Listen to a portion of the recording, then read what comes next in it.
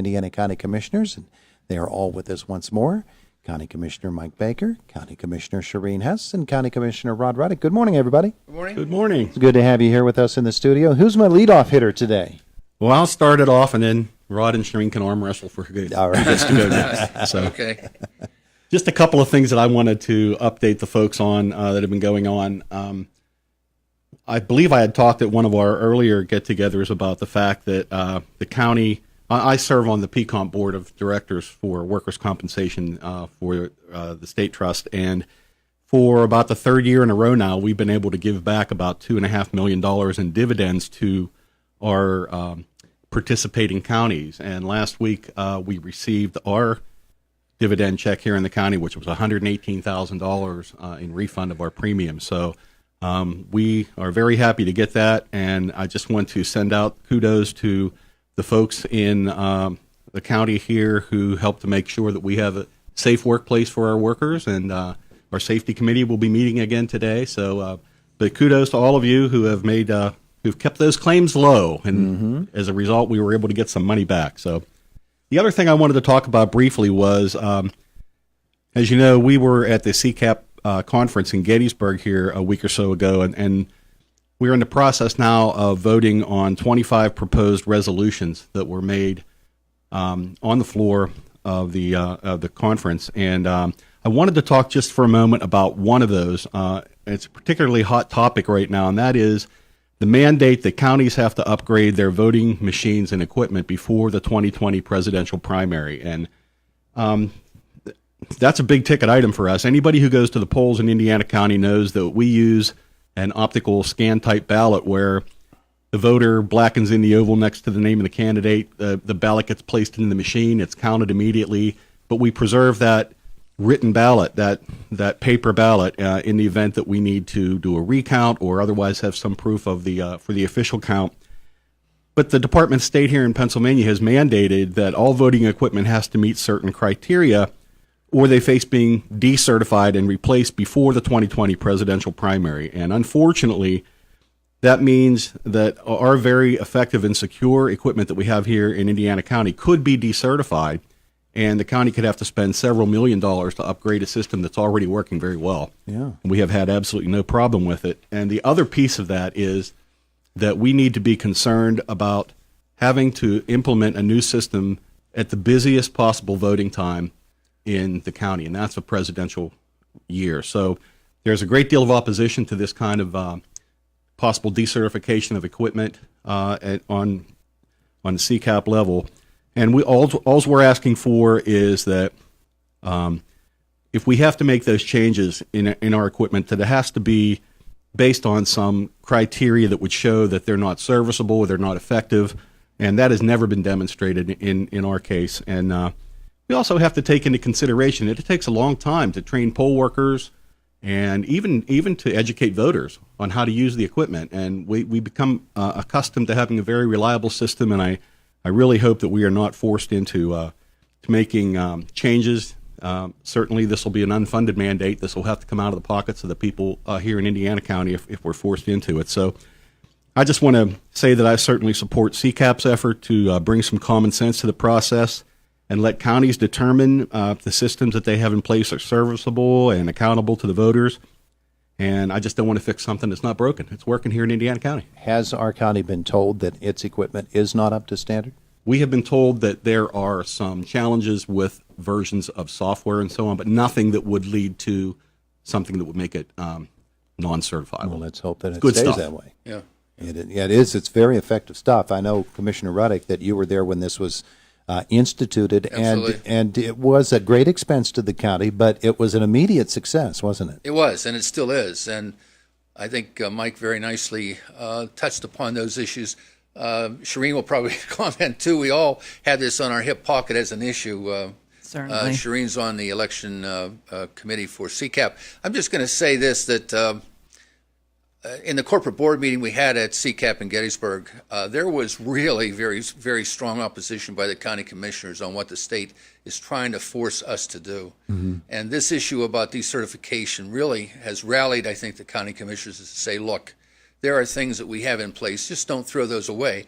because the bucket price for all of this replacement for Indiana County, which we have not budgeted, is about $1.5 million.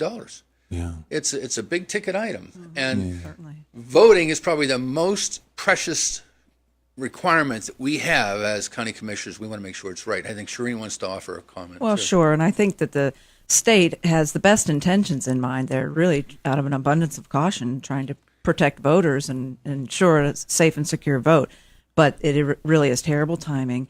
And, you know, the imposition that it puts on counties is really tremendous. I think CCAP has teeth in this. Yes. I think so. Yeah. Oh, yes, absolutely. Yeah. Well, that's good. So that was really probably the targeted discussion piece. There were other items that came up over that weekend on the military side, in which I chair the Military and Veterans Affairs Committee. We spoke in support of what was passed. It's called Mission 2018, which extends sort of an outsourcing capability of our medical clinics to allow local hospitals and medical clinics to also enter into support of veterans and be reimbursed through a system that's being identified by the VA program. So we wholeheartedly support that, and we're moving in that direction. Mm-hmm. A couple of things I want to mention this morning, and I might as well continue with the veterans side. I have to tell you how impressed I am with our legislative team in Indiana County and reaching out to recognize specific veterans and also naming and dedicating bridges in their name. There's a couple of legions and posts that have been active in this, and one of them is Dan Rice. He is a member, I think, of the Climber Post and has done a remarkable job. 2 weekends ago, I was able to be there at the dedication of a soldier who I had spent time with and actually commanded when I was in the military, and that was Christine Mays from Rochester Mills here in Indiana County. And so we have another one coming up this Saturday morning in Clymer. I think it's part of Clymer Days. They're going to be naming a bridge in Clymer after Joshua Twig, and I'll be there for that. Yeah. But just to say that it's moved very, very fashionably in Indiana County, we're proud of that. The other thing I would make note of, and I don't want to steal anything from Shireen, knowing her background with Penn State and so on, but this has been a great month for agriculture in Indiana County. We're very proud of it, starting with the legislative tour that we had at the Lone Oak Ranch here. Mm-hmm. It's ranch, it's called farm, but I like to call it a ranch here in Indiana County. And we had a lot of input at that meeting regarding the status of agriculture in Pennsylvania and the support that we need from our legislative and congressional teams to make changes in how we do business in America, because our farmers are really taking the heat on this, and particularly the dairy side. We were anxious to hear some comments by, first of all, the Secretary of Agriculture had made some specific comments, which I think were really focused on getting a change to the environment that our dairy farmers have to deal with in Pennsylvania. That was his focus. Mm-hmm. And then Governor Wolf spoke, and a number of items that were of interest here in Indiana County, obviously. Finally, we're trying to get some additional voice. We've had the voice for years, but it's not strong enough to get infrastructure change for broadband upgrades here in Indiana County. And it's the farming industry that needs it as badly as anyone else does. Sure. I mean, they're part of the technology upgrades that force us to be competitive, and you can't be competitive if you don't have that technology edge. So we're working that particular issue. The one thing that Governor Wolf had mentioned that I thought was pretty impressive were a number of items that he had in addition to that. But the one thing that rang true at his end was his interest to make sure that we have a vision to lead towards an organic state in farming.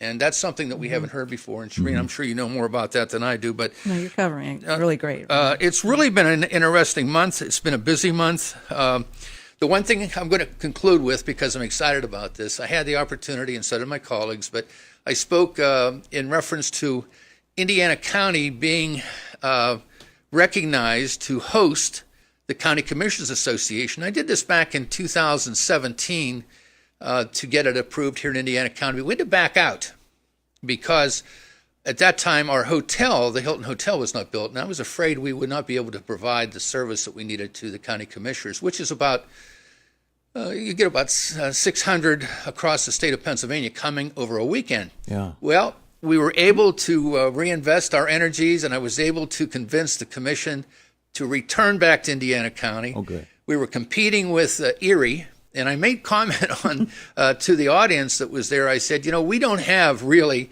a Great Lake sitting at our door. We don't have an amusement park sitting at our door.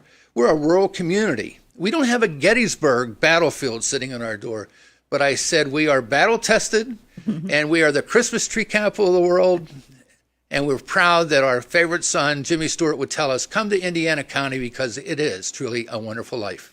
Thank you. And we have Yellow Creek State Park. Oh, we have And many blue things. spruce. And blue spruce. We got plenty of water around here. Commissioner Hess, how are you this morning? Yes, well said, Rod. And I said we're a small town, but we're one of the many beautiful small towns in Pennsylvania. So come on over to Indiana. And the things you said about agriculture are so right on. I think that our state is finally making some real investment in agriculture. And, workforce development for agriculture is not a small thing. They're estimated to be tens of thousands of jobs openings in the next 5 to 10 years in agriculture, not just farming, but all the things related to farming, food science, nutrition, and organic farming, and all these kind of niche areas that are becoming much desired by the public. So there's many things, good things going on, and we all say finally and thank you for those investments. One of the other things that I was doing in the past week was learning more about the subdivision and land development ordinance that is being considered by the commissioners, and the our planning commission is doing a great job on going around the county and educating folks about it. This is not zoning, want to make that clear, but it is a tool that the counties can use to plan, to do effective and responsible planning. So we're learning more about that, and there's 2 final meetings. One's tonight at Homer Center High School, and the other one is tomorrow evening at 6 o'clock, both times at the Indiana Junior High. And this is an ordinance that talks about how land can be physically divided, and its its aims are to protect public and private property and health, and really our rural way of life, where that applies. Those are things that I may probably fly under the radar a bit, and Yes. people don't really realize that there are issues that need to be addressed and that the public needs to be a participant in. That's exactly what we want. We want all of those comments and all those concerns. There are exemptions to the ordinance as they apply to agriculture in some cases, but it really is an important thing. We love all comments, and you don't necessarily have to go to a meeting. You can call or email or any of those other kinds of ways of communicating. Yeah. But the meeting is done really well. Nice presentation, lots of neat maps. It's a neat education about our county's landscapes. We've heard a lot from Indiana County Planning and Development recently, haven't we? They've been very, very active. Of course, you as the commissioners work directly with Byron and everybody else Yes. in that department, and there's just been so many different items on their agenda. And again, that's things that public needs to know about and participate in because they are a part of the decision-making process ultimately. Absolutely. All right. Very good. Well, thank you both, or all, I should say, all 3, for coming in to visit with us Thank here you. today. Thank you. It is Indiana in the Morning, presented by First Commonwealth Bank on the Voice of Indiana County, WCCS, AM 1160, 101.1 FM.